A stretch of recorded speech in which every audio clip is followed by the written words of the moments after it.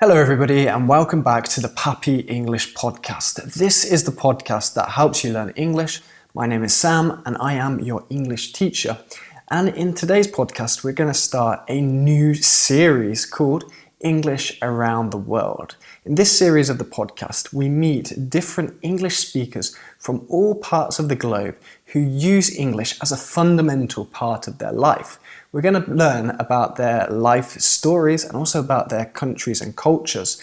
And then we're going to learn how they use English in their careers or in their daily life. And finally, we're going to get their best advice and tips for learning and improving English. So let's meet our first guest, Sergio from Brazil. So everybody, I want to introduce you today to Sergio, who's our first guest on this podcast, English Around the World. It's such a pleasure to speak to you, Sergio. Can you tell everyone a little bit about you and where you're from and where you live? Because Sergio is really an interesting guy. He's a medical student and an English teacher. So Sergio, go, tell us about you. Hi, Sam. Thank you so much for inviting me. It's a pleasure to be here. And it's an honor to be the first guest. And yeah, my name is Sergio. I'm Brazilian, but I'm currently living in Argentina. My name is pronounced Sergio in Portuguese and Sergio in Castellano and in Spanish. But yeah, I'm 23 years old and I am a not young English teacher, but I love it. Okay, so what is it like for a Brazilian guy living in Argentina? What is that like? Is it fun? Yeah, it is fun, but at the same time, it's kind of challenging.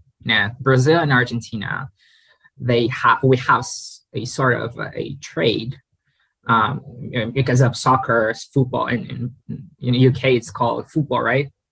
Yes. I have a little bit of American English. It's called soccer, but anyways, we have a field.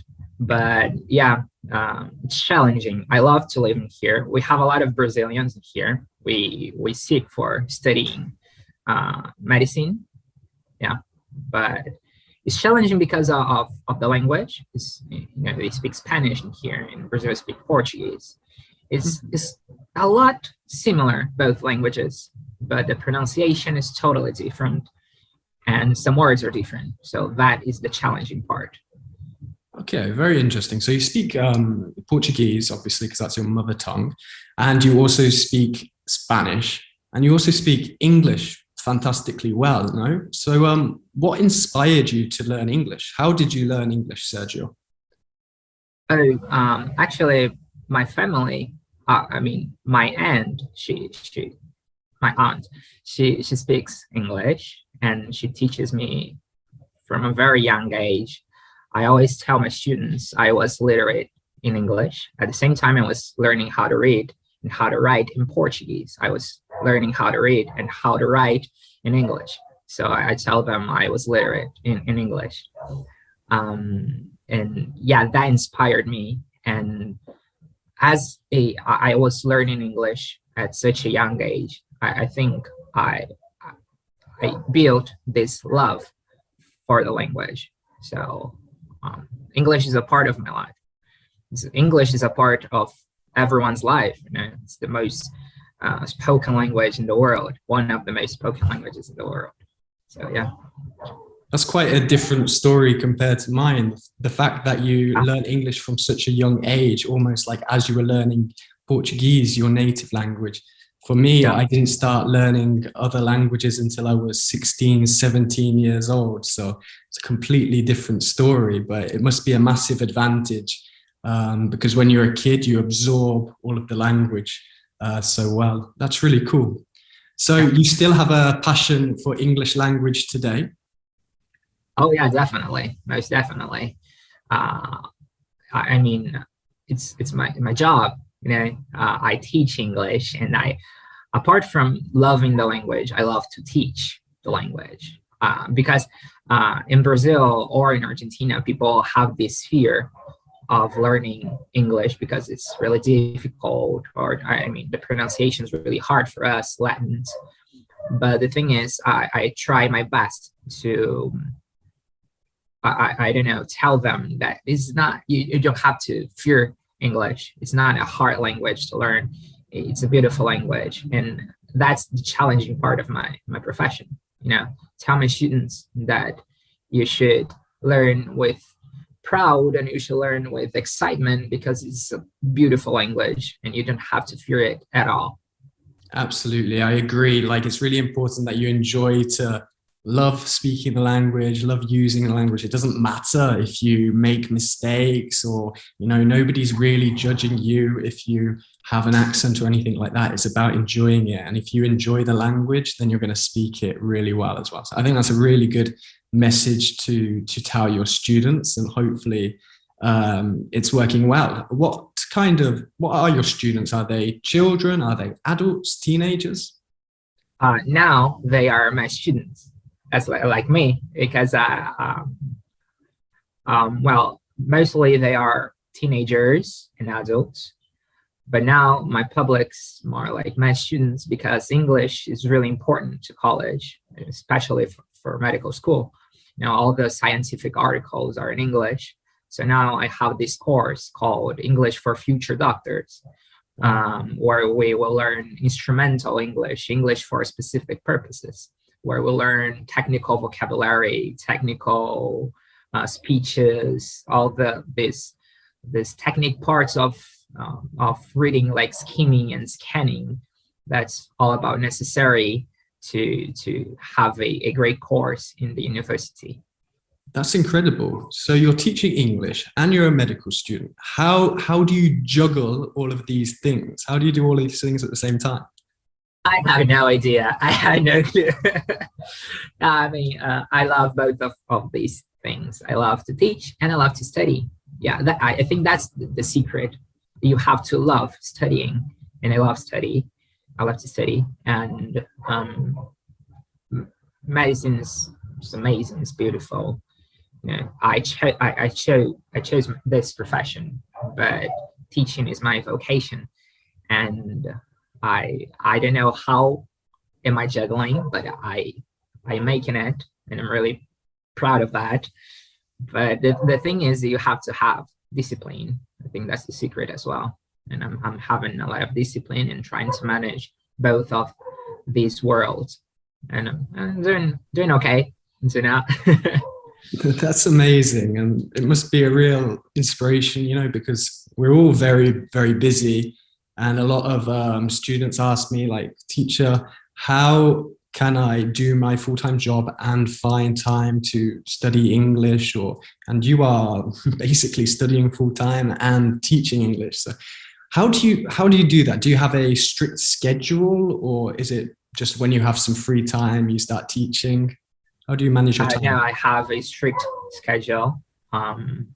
Mostly now that I'm opening this new course for my students, and I have to be really disciplined and follow the schedule. And I mean, I don't have to worry just about teaching. I have to worry about selling my course, and I have to worry about studying for exams, for the final exams that are coming next. And yeah, I have this strict schedule where I have time to study, where I have time to work on my Instagram page, because I thought it would be easy to manage Instagram, but it's not at all. It is not at all. So I have to have time to manage my Instagram page. I have to have time to sell my courses, and I have to have time to teach, which is my favorite part of the day, when I'm teaching. You're a busy man. Such a young age. I do agree. There is the beautiful aspect of teaching that I love, is the social contact you have with the students. It's a really enjoyable thing to do, especially when you've got a great class of enthusiastic students. And as you mentioned, you've also got an Instagram page. At the end of the podcast, everybody make sure you listen to the end so you can find out how to find all of Sergio's Instagram. And soon he's also starting a podcast tomorrow, I think. Is that right, Sergio? Tomorrow I'm starting a new podcast. Yeah. Amazing. That is amazing. Okay. So Sergio, you obviously use English a lot with your studies and also teaching English, but is English important in your daily life, in your social life, living in Argentina? Absolutely, absolutely important. Not only living in Argentina, but living in Brazil, it was important as well. I always tell everybody I cannot count. I lost count of how many doors were opened simply because I speak two languages. English is really important. Spanish is really important. Because it's all about interpersonal relationships. And if you can speak different languages, these personal relations are bigger, all right? And it opens more doors all the time. And I'm talking about all kinds of doors: academics, professional, relationships. All kinds of doors were opened just because of the fact that I speak two languages, and I use it every day. English is everywhere, so it's really important. I mean, in the college, at college, I have this facility of learning new subjects because this easiness of learning new subjects because of English, because somehow every article is in English, so I have this bonus, I guess. Yeah. And of course, you're learning English still now, I guess, because we never stop learning. Even I learn new stuff in English, new vocabulary. Sergio, what was the biggest difficulty for you learning English? Was there anything that you found particularly difficult? And how would you help other people if they had that problem? The thing is, maybe is to start thinking in English. To the words come out of my mouth automatically. That's the hard part, because somehow when we are learning a new language, it's really structured. We have like a pattern of speaking. So we think in our mother tongue, and then we translate to the language we want to speak, and then we speak. But somehow when you practice a lot, it comes out naturally. It comes out automatically. I mean, I'm not thinking in Portuguese to speak to you. No, I'm thinking straight into English, and we're talking, right? So this was a hard process. I mean, I studied English for 15 years. I'm still learning, obviously. It doesn't mean that I'm an English teacher that I won't make mistakes. Obviously, I'll make mistakes, and obviously, I cannot stop learning. I learn a lot of things every day, so that's the hard part, to come out naturally. Yeah, it's definitely very difficult. It's also a problem that I have a lot speaking other languages as well. I tend to translate, and then you say, for example, if I'm talking in Italian, I will say Italian sentences, but with an English structure. So that's a real difficult thing to start thinking in the language and thinking like an Italian or thinking like an English speaker, because it's a different mind process. It's a different way of thinking as well, which is the amazing thing about learning a language, because you start thinking like the people from that country, and generally they have another way of thinking. So people say learning a language is like learning another way of living as well. Like I also learned Spanish and Portuguese. And when I learned Spanish and Portuguese, I was like, wow, these people don't think like we think. They have a completely different outlook on life. The way they see life is different. That's about it. That's about it. Yeah. Amazing, Sergio. So if you have one piece of advice for English learners, do you have a one piece of golden advice for English learners on how they can incorporate English into their daily lives? The one piece of advice you can give? Try and immerse English as much as you can. So listen to music, watch TV series, watch Netflix, watch everything you can in English, because once you immerse in the language, you can have a better audition comprehension, and that will definitely make your speaking better. And just try and immerse and try to practice as much as you can, and don't don't be afraid to make mistakes. You will make mistakes, and that is part of the process. So don't worry, we all make mistakes. And please stop stop saying sorry. Oh, sorry for my bad English. Don't say sorry for your bad English. You're trying to learn a new language. You will make mistakes. So don't apologize for your bad English. You're trying your best. That's Absolutely. My golden advice. I couldn't agree more. Stop apologizing. Although apologizing is very English, because in England we say sorry for absolutely everything. But yeah, so you said watching movies or watching series is a great one to incorporate the language into your life. Do you have any recommendations? Because my students are always looking for recommendations for movies and series. I'm not very much of a movie guy. I don't have the patience, but I can always indicate like series. I'm watching this series currently called Atypical. Are you familiar with that? It's about an autistic boy and his life. Is it a British series or American? American. It's American series. It's on Netflix, isn't it? Yes, it is. Yeah, I've seen a couple of episodes. I haven't watched all of it though. Okay, so you recommend that. What type of series is it? I don't know, comedy, I guess. Probably, but I really like comedy. A little bit of drama, yeah, but it's really realistic. It shows the real life of an autistic person, and it's really relatable if you know somebody with autism in the spectrum, say, right?